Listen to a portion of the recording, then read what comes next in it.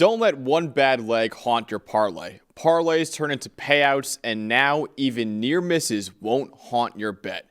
The NFL season is here, and DraftKings Sportsbook, an official sports betting partner of the NFL, is rewriting the rules with Ghost Leg, a new game-changing promotion that turns close calls into cold, hard cash. Best of all, it's available to all DraftKings customers. Here's how it works. Build any 3+ leg pregame NFL parlay on Sunday, apply your Ghost Leg token, and if one leg loses, DraftKings makes it vanish like it never existed and pays you out in cash for the rest. Last season, over 30 million parlays were lost by a single leg. This year, Ghost Leg gives those busted bets a second life. No more busted parlays that haunt you all season. With Ghost Leg, the bad leg vanishes. The payout doesn't.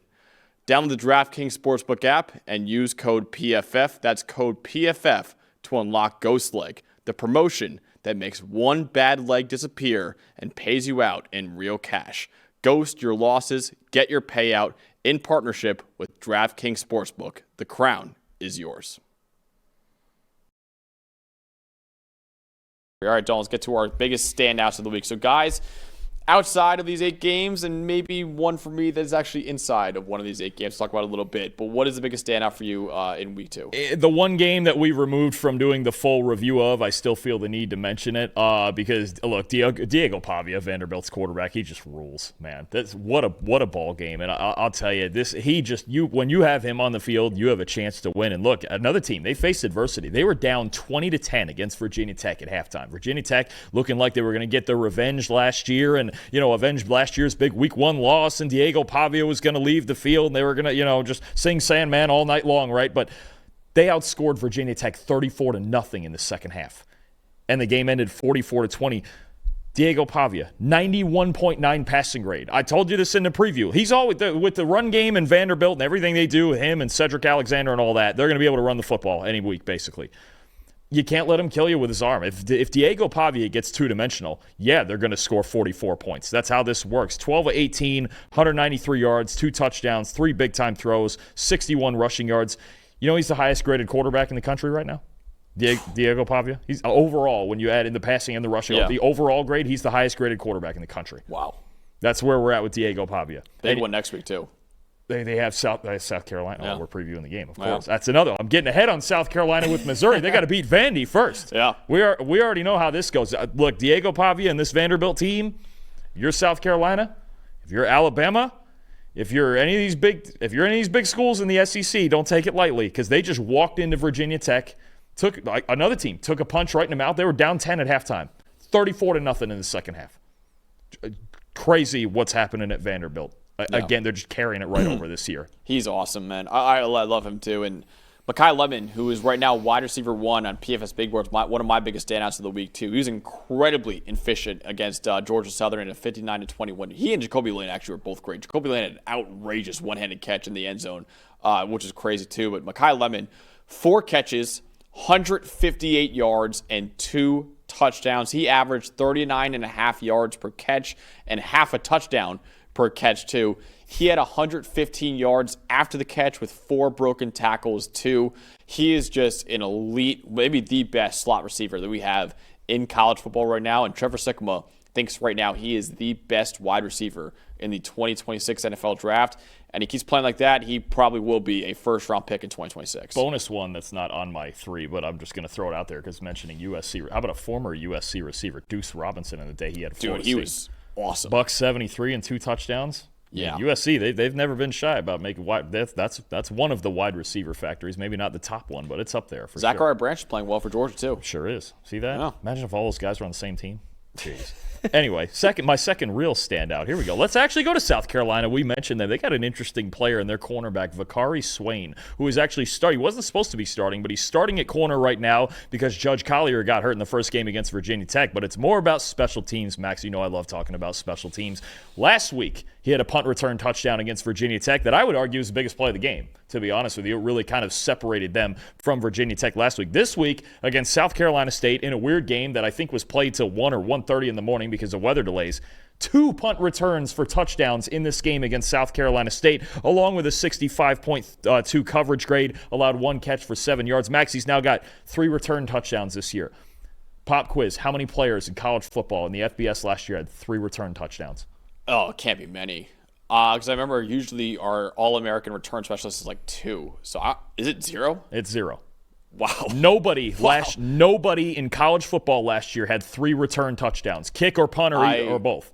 He's got 3 through 2 weeks. I know people hate making sweeping season-long declarations after week 2. I can almost guarantee you he will be our All-American returner after just 2 weeks. The only weird part is, do you even punt to him again?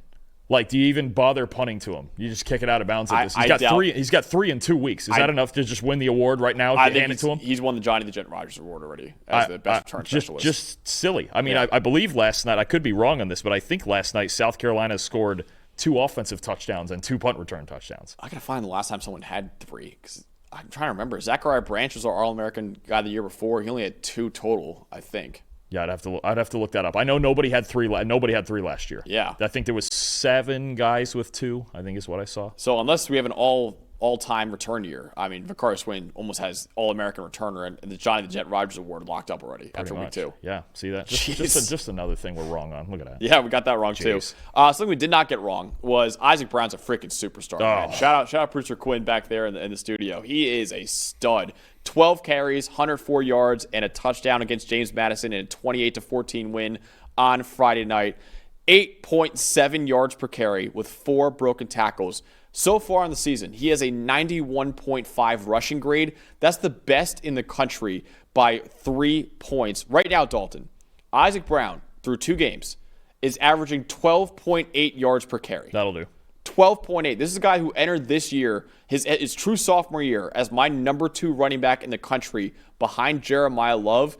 He might be number 1 at the end of the year the way he's playing right now. He might be the Doak Walker Award favorite right now. And I know he's not even getting that many carries for Louisville, only 12 carries against James Madison, but 104 yards. It just feels like, okay, he's having a good game, and then all of a sudden an 80-yard touchdown run out of nowhere. He's done it like in back-to-back weeks now. This guy is just a home run waiting to happen on any play. I mean, you think about it. It's like the old day. You know, it used to be like that was Chris Johnson. Yeah. Because you felt like, for 15 carries, you had him bottled up, and he had 15 carries for 30 yards, and bang, 90 yards. He's gone. He just turns it. He's Isaac Brown's one of the premier home run hitters in college football. He's a lot of fun to watch, and if you're playing against Louisville this year, buckle up. Because you got to find a way to tackle this guy before he gets a crease. Definitely. All right, who's your final standout of the week? All right, I'm going to take a guy who's played great 2 weeks in a row now, and I think really is going to get on NFL Draft Scouts' radar. Let's go to Toledo real quick. Their safety, Emmanuel McNeil-Warren.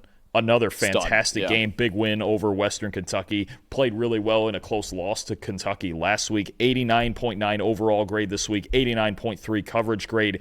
2 targets, 1 catch allowed for -1 yards, an interception, and through 2 weeks, he's the second highest graded safety in all college football. This guy's legit. He was fantastic for them last year. He's a master. He's the new master of the peanut punch. He forced a fumble in week 1 against Kentucky. He got an interception this week against Western Kentucky. This is someone I really think, the more I'm watching him last year and now watching him through these first 2 games, this is going to be a top 100 player in the draft. Emmanuel McNeil-Warren, if you don't know him now, Toledo, they've had this run of defensive backs lately. This is the next one in line. He is a fantastic football player. Yeah, this is not new either. He's been a great player for years now. This is Toledo's a DB factory, man. They've got him coming out every single year. He's as good as any of them right now, other than maybe Quinyon was obviously special. They had Max and Hook last year, right? I mean, Toledo's putting out NFL players from their secondary. McNeil-Warren is going to get you're going to hear a lot about him. Get ahead of it now because he might be a top 100 player this year. So I'm going to break the rule in my final standout because usually the rule is you cannot pick someone from the 8 games you mentioned. I'm going to talk about someone that we actually just talked about in the border war. His name is Carter Arey. You see him right here. He's a fan who was brought out in the 2-minute timeout to kick a 45-yard field goal. He kicks the ball at Kansas' sideline instead. He had a chance to win $25,000 if he made that field goal. Instead, he said, no, I'm going to take off my shirt. On my body is the words you see right there. FKU is spelled out on his body. He turned around and kicked the ball at Kansas' sideline. Instead of having a chance to win $25,000, he wanted to send a message to their arch rival and said, we're here now. We're to win this ball game. And I think Carter Arey is probably as big of a reason why Missouri won that ball game than anything on the field, too. He set the tone for that game for the Missouri Tigers. He's a very inspirational story, too. He's a wheelchair basketball player. He won the silver medal in the World Championships in 2014. He obviously went to Missouri, too. This is what college football is all about. This is the kind of rivalry that you love in college football, and it sucked that the border war has been dead for 14 years between Kansas and Missouri because of Missouri going to the SEC.